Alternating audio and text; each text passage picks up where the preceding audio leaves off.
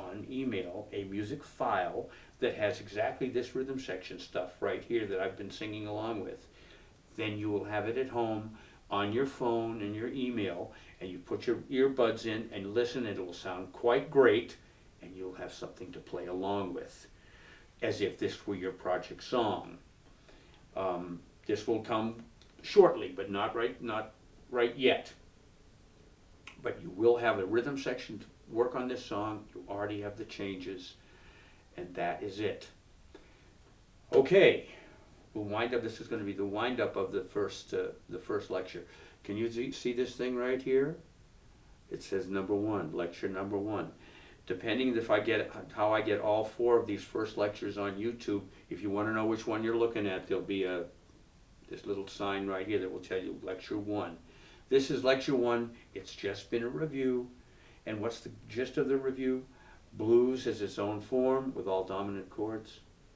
And diatonic music, meaning the music of Mozart, the music of Beethoven, the music of John Williams, the music of pretty much everybody, is whole step, half step. Major, minor, minor, major, dominant, minor, minor, 7, flat 5. Ionian, Dorian, Phrygian, Lydian, mixed Lydian, Aeolian, and Locrian. You have all these in your notes.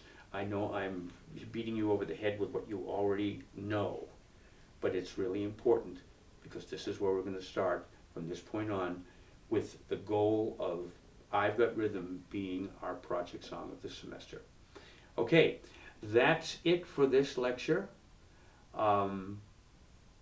And we're going to try to get 3 more in today. This is kind of weird, but you know me, I can't stop talking when I get started. See you guys soon.